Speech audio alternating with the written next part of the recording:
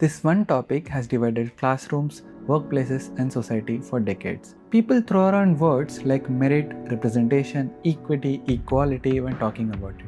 And the debate has resurfaced after our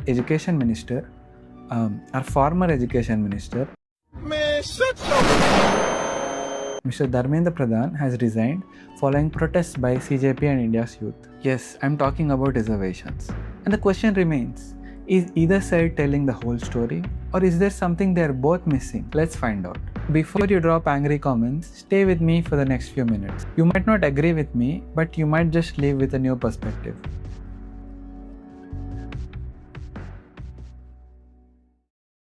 To understand reservations, we must first understand caste, its origins, its evolution, and persistence in today's India. So what the hell is caste, man? Did Brahmins come from Jupiter? Kshatriyas came from Mars? Obviously not. So caste is a system of hierarchy that originated in ancient India. Actually, caste came from the Portuguese word casta. It was invented by the British to divide us all. Well, not exactly. While it is true that the British codified and institutionalized caste, the origins of caste are much more ancient than you can imagine. Beginning around 50 to 65,000 years ago, different groups of population started migrating into India. Over thousands of years, these people have settled, mixed, and gave rise to present day Indians. No matter what their caste is, no matter where they are from, every Indian traces their ancestry back to the same groups of populations. The proportions of ancestry might vary, but all of our ancestors are largely the same. So, if we share common ancestors, where did this rigid social hierarchy come from? And more importantly, how did it survive for thousands of years? Around the early Vedic period, roughly 1500 to 1000 BCE, a new social framework began to emerge, the Varna system. Also called as the Chaturvarna system, it divided society into four broad groups. Initially, this was flexible, but with time, a person's Varna was not decided based on their occupation, but by their birth. During this period, several foreign travelers documented India's social hierarchy. One of the earliest was Megasthenes, a Greek ambassador. He wrote the book Indica in 3rd century BCE. He described Indian society as being divided into distinct social groups and mentioned that people usually married within their own communities, a practice we now call endogamy. And he wasn't the only one. Travelers like Albiruni, Duarte Barbosa, Xuanzang also wrote about social divisions in their account of India. Oh my god, those names sound like Chinese and Pakistani ones. Fine. A Telugu poet named Srinadudu wrote Palnati Veera Charitra, a story about the king Brahmanayudu. He was known for introducing a communal dining system called Chapakodu, where people from different castes sit together to eat. The fact that this was considered revolutionary only meant that caste segregation already existed. Srinadudu wrote this in the 14th century about the king from 12th century, and British East India Company came to India in 1608. So do the math. Another proof that points towards the rigidity of this system is genetics. వచ్చిండయా scientist This might be the only time when I use my degree. Over the past 2 decades, genetic studies on Indian populations have revealed something. Around 2000 years ago, populations stopped intermixing drastically. And this lines up surprisingly well with what sociologists and historians have been saying all along. Caste identities became rigid, intercaste marriages became rare, and thousands of subcastes emerged. It became so rigid that when people started converting during Islamic invasions, they carried their caste identities with them. So, what did this actually mean for the people at the bottom of this hierarchy? It meant generations of discrimination. Untouchability became a part of everyday life. People were denied access to education, land, entry into temples, and even basic human dignity. The history of caste discrimination is far darker than I can cover in a single video. When the British arrived, they saw an already divided society and decided to make use of it. Idiots like Herbert Risley promoted unscientific ideas that linked caste to race. The Criminal Tribes Act of 1871 labeled entire communities as born criminals. These ideas are now discarded. Then they popularized the word caste, which is used today. Now you might wonder if anyone tried to challenge this. Gautama Buddha, Mahavira, Basavanna, Bhakti saints, and later Jyotirao Phule, Savitribai Phule, Dr. B.R. Ambedkar, Kanshiram, and many others challenged caste in different ways. In 1902, Shahu Maharaj introduced one of India's earliest reservation policies for socially backward communities. During the freedom struggle, Ambedkar demanded separate electorates for the depressed classes, but the Pune Pact of 1932 replaced them with reserved seats. And finally, in 1950, Article 17 abolished untouchability. A practice that has survived for nearly 2000 years was, at least in law, declared illegal. Now that we have enough context about caste, let's try to understand reservations. So, what are reservations and what do they try to achieve? Reservations are a type of affirmative action which give access to seats in education, employment, and even legislature. By the time we got independence, the general castes were heavily overrepresented everywhere: business, education, politics, movies, you name it. The SC, ST, OBCs, who comprised of 70% of the population, did not even own 50% of the wealth. So a measure was taken for the populations to proportionally represent themselves. That was reservation. So did reservations achieve anything? Well, yes, at least to some extent. The representation of SC, ST, OBCs in government jobs, legislatures, and universities increased significantly. A sizable middle class emerged from communities that were historically excluded from positions of power and education. Millions of people became first generation graduates, doctors, engineers, civil servants, and politicians. But did reservation eliminate caste? Not even close, because that was never their purpose. Caste discrimination, untouchability, honor killings, manual scavenging still exist in many parts of the country. So, while reservations could change the lives of millions of people, it could not just erase a system that existed for centuries. And this is where the real debate begins. Should reservations continue? Has merit been compromised? What about creamy layer for SCSTs? And why is almost every political party in favor of increasing them? Let's tackle these questions one by one. Reservations are being used by political parties. Absolutely. Reservations are one of the most exploited political tools in India. That's why almost every major political party talks about increasing reservations during elections. But very few of them talk about ending caste itself or encouraging intercaste marriages or bringing the kind of social and cultural reforms that would weaken caste to a point where we won't even need reservations. Reservation is the reason for casteism. Caste originated almost 2000 years before reservations. Now, reservations are a response to caste discrimination, not the cause. Some general category students and even OBC students have repeatedly raised concerns with reservations. Unfortunately, those frustrations have manifested as microaggressions, caste slurs, and other forms of discrimination. Some people claim that if we remove reservations, casteism would disappear. It's like saying diseases would disappear if we remove hospitals. The amount of people that resort to casteism just because they missed their cutoff is going to go down. But caste identities, discrimination, endogamy, these are not going to end if you end reservation because these predate reservations by centuries. Why should I pay for the mistakes of my forefathers? This isn't about your forefathers. This is about you and your generation who have inherited the consequences of a system that lasted for centuries. Wealth is inherited, land is inherited, education is inherited, social networks are inherited. Why shouldn't consequences be inherited? If you support land reforms and wealth redistribution, then we can talk. Keep reservations, but increase the cutoffs. Okay, but who decides the cutoffs?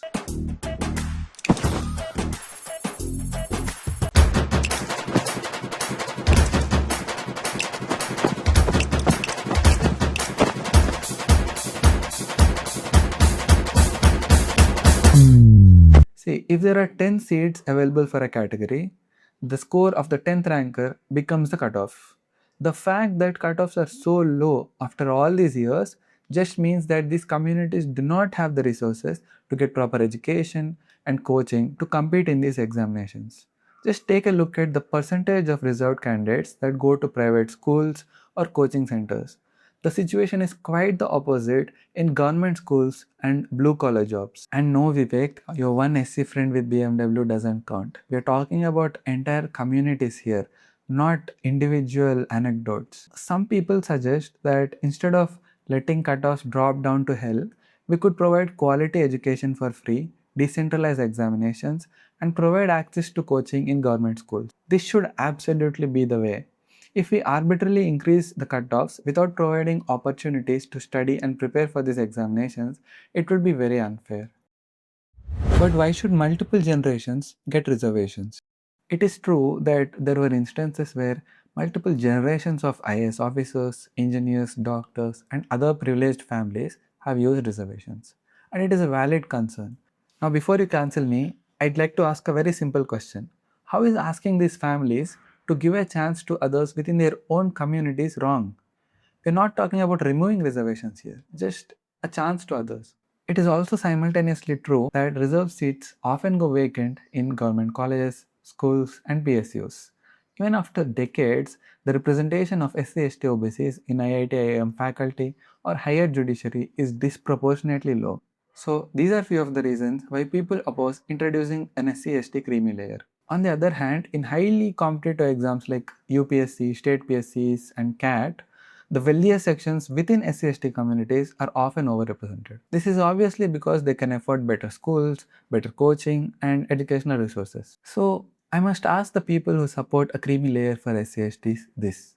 Are you prepared for the cutoffs to go even lower?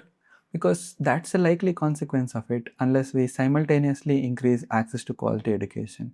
And before we rush to implement some kind of a creamy layer for SCSTs, we should actually make sure that every single reserved seat reaches someone who actually needs it and is not sold off as a management quota seat because it was vacant. Why do reserved candidates have access to both open category seats as well as reserved seats? Here, the criticism is that reserved candidates have access to a larger pool of seats than open category students. Take a look at this table. Observe the population share, seat share available, and per capita availability of different categories. There is one particular category that has a suspiciously high amount of seats available to it that is also notorious for giving out fake certificates. I wonder which one it is. I agree that the question is valid, especially since EWS and OBC cutoffs in the past have crossed general cutoffs. But this happens very rarely. And SC/ST cutoffs to this day are significantly lower than general cutoffs. So, if reserved students begin occupying disproportionately large amount of open seats, then the concern of overrepresentation becomes valid. However, we are very far from that situation. Reservations are creating incompetence. Would you trust a doctor who got a seat through reservations?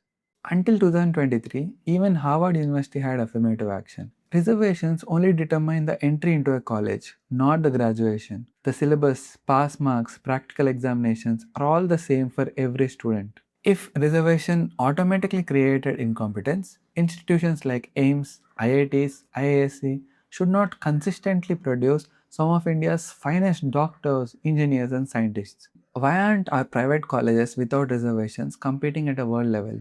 Why is Galgotia's university the way it is? But that's simply not possible. Why isn't it possible? It's just not. Why not, you stupid bastard? Diversity always brings new perspectives. It adds more than it takes away.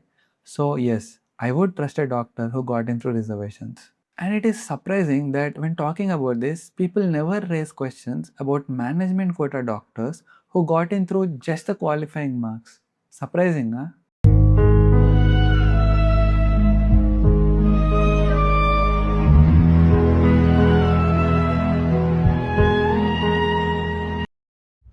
Merit has lost its meaning.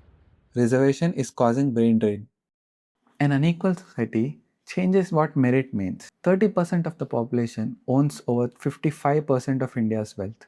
Over 88% of India's billionaires belong to the general category. On an average, general category students have much more social capital, family networks, opportunities when compared to others. On the other hand, there are millions of SC/ST students who are first generation graduates.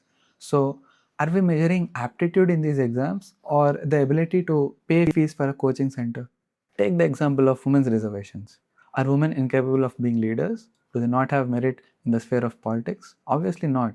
But men are very overrepresented in politics, hence women's reservations. Ideally, they should be empowered to an extent where half of the parliament is women with no need for reservations, like the parliaments of Sweden and Cuba, where women make up more than 46% of the parliaments. The same should happen with caste-based reservations. The general category is not born magically meritorious. It is the resources that are available to them to study and learn that make them educated. So, it is crucial for us to democratize getting educated itself. But here comes an important question. Isn't brain drain unhealthy? It absolutely is for a developing country like India. We've all seen that viral news headline. AIMS Delhi has 0 MD dermatology seats for general category. On face value, this sounds very unfair. But the bigger question is, why does AIMS Delhi have a single MD dermatology seat? Even if you convert that OBC MD dermatology seat into a general one, brain drain is not gonna stop. The government has been reducing funding for higher education and it has been encouraging institutes to adopt self-financing or public-private partnership models. Government colleges don't even account for 1/3 of all colleges in India. Our public spending on education is very low compared to other countries. Brain drain is real, but its causes are far more serious and complex. Now, if you are the type of person to ask for that one single seat instead of a lot more quality colleges, I have nothing to say to you. We should have reservations in the private sector. This might be a controversial opinion, but introducing reservations in the private sector is not going to increase the number of people that can afford these schools and colleges. I do support the idea of representation even in the private sector, but I find it odd that some people are fixated on asking for this because there is casteism in the private sector. Workplace diversity initiatives, sensitization, stricter anti discrimination laws, these are going to help in reducing casteism, not reservations. Instead, using your voices and spaces, asking for complete annihilation of caste should be preferred over this. Ambedkar wrote annihilation of caste, not reservations in Infosys. Again, this is just an opinion. We should aim to remove reservations. After listening to everything that I just said, if you do not reach this conclusion, there is something wrong with you. The aim should always be to make reservations unnecessary. It is a disgrace that after nearly 8 decades of independent India, we still haven't dismantled caste. Is it for political reasons? Is it government's incompetence? God knows. But it should have been gone. If inequalities vanish, reservations will become useless as cutoffs will come closer and closer. Reservations were meant to be a means to the end, not the end itself. Is it okay to be proud of one's caste? I'm not going to answer this question seriously because if you're proud of your caste, you're either stupid or a loser who does not have own achievements. What needs to be done? Complete social abolition of caste. I'm not talking about all castes being equal. I'm talking about caste being non-existent. Land reforms and wealth redistribution needs to be done. Awareness campaigns, sensitization, education and unlearning needs to happen on a large scale. A deep cultural shift has to happen. People who wish to reject caste identities should have access to no caste certificates and they should be valid on all government forms, applications and websites. And finally, the most effective long-term solution, intercaste marriages. Just a few generations of it can make caste a meaningless label. So what can you do as a student? Educate yourself. Avoid using caste names or caste slurs. Reject caste-based customs wherever you can. Volunteer or donate to organizations that are fighting discrimination or amplify their voices. I understand that challenging these traditions within your families might not be easy, but at least take a pledge that you will not continue them in the future. And finally, if possible, share this video with your friends. Ending this video, I just want to say that I'm still learning and I can make mistakes. I'm always open to constructive criticism. Hoping that we see a classless and casteless society someday. Until then, educate, educate and organize.